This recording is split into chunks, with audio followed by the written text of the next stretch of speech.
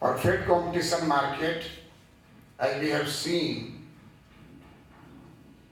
on the blackboard, whiteboard,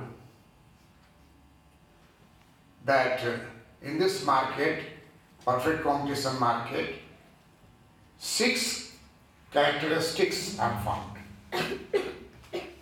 First characteristics of perfect competition market, there is a large number of buyers and sellers in the market. What does it mean? It means single buyer cannot affect price. Single seller cannot affect price. Large number of buyers and large number of sellers, their relative strength will be important. Second characteristics under perfect competition market, that there is perfect knowledge of market conditions to all buyers and all sellers. Just see, all buyers and all sellers have perfect knowledge of market conditions. If the knowledge is asymmetrical, if information is not symmetrical, if knowledge is not flowing to all, then it is not perfect competition market. The second condition is binding of the flow of information from one point to the another point, from market to the buyer to seller. That must be all buyers and all sellers are informed about the market conditions. Third characteristics of perfect competition market, that there is homogeneous production. Now we are living in the age of branded goods. All branded goods are not homogeneous, but all are toothpaste. Because each brand has different identity. But under perfect competition, we have assumption that there is homogeneous production.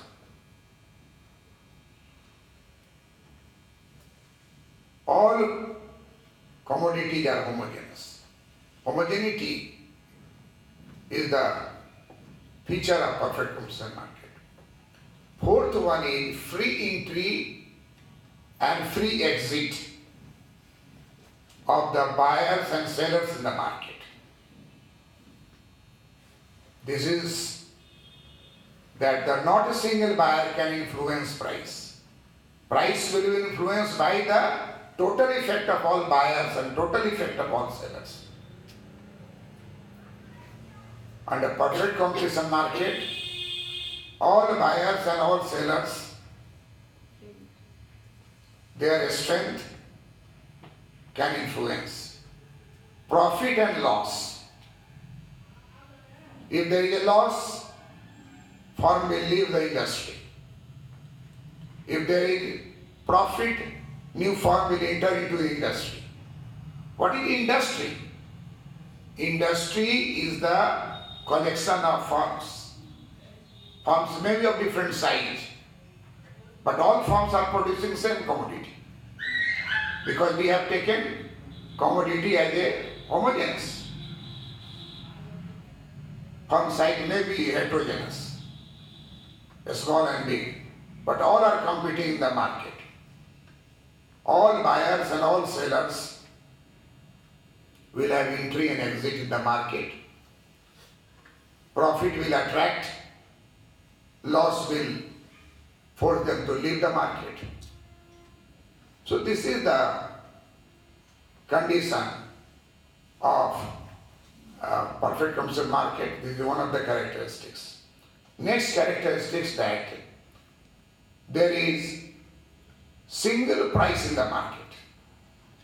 That is due to the fact that in the market there is no transportation cost included. Under perfect competition market, transport cost is not included. It means in the market, there will be single price. Wherever you buy, price will be same. Single price. Transport cost is not included in the perfect competition market. This is characteristics. This is the assumption under perfect competition market.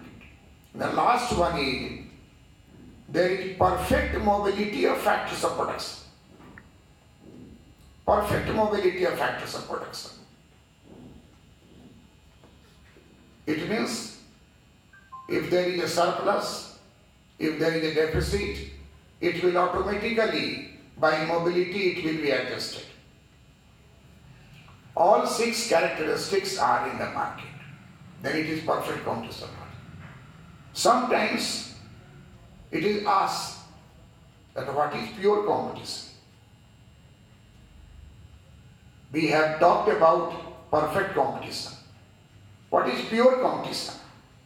Pure competition is that market where only 3 characteristics are found.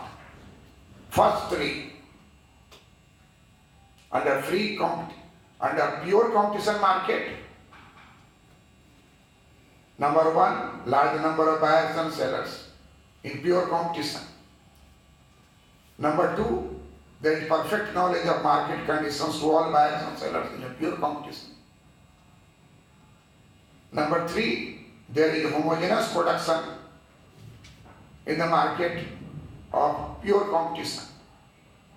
So pure competition has 3 characteristics. Perfect competition has 6 characteristics. So perfect competition is a broader concept. Pure competition is a narrow concept. Look here on the board. This is free entry and free exit of the firm. Firm is a unit of industry. Industry is collection of firm. Firm is a collection of plants. And plant is a unit of firm.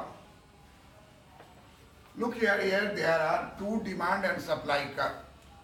One demand curve and a supply curve. Demand curve is downward sloping, normal demand curve. Supply curve is upward sloping, normal supply curve. Demand is a function of price. Supply is a function of price. It means when we talk about normal demand, it means other things remaining the same. Higher the price, lower the demand. Lower the price, higher the demand. This is called law of demand. In a normal condition, law of demand will work upon consumers, upon buyers. And another is supply curve. Supply curve is upward slope. What is the law of supply? Other things remaining the same, higher the price, higher the supply. Lower the price, lower the supply. Therefore, supply curve is upward sloping. And demand curve is downward sloping. As seen here,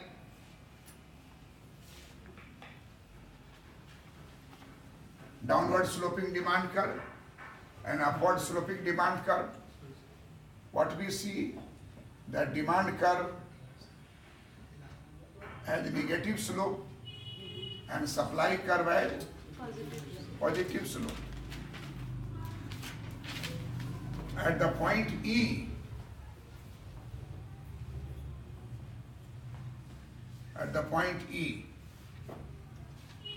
there is intersection between demand curve and supply curve.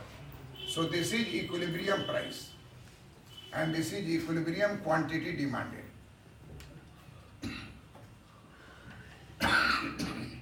Quantity demanded and supplied. Quantity demand supplied. This is equilibrium. Suppose you ask that is it equilibrium? Is it equilibrium? Answer will be no. Why? Because if we drop like this, what we find out? That demand is less and supply is more. Excess supply. This is the position of excess supply in the market. And if this happens, price will fall. If someone asks you that P0 is equilibrium price, you will say no. Why? Because supply is less and demand is more. Supply is less and demand is more. What will happen? There is a tendency to rise in price. So price will rise. In this situation, price will rise and reaches till this point. And in this situation, price will fall, come to this point. So P is considered to be equilibrium price. P is considered to be equilibrium price in the market.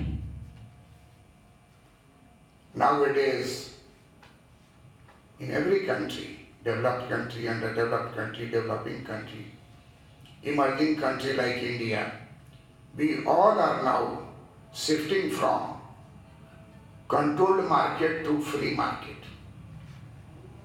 Controlled market to free market. WTO.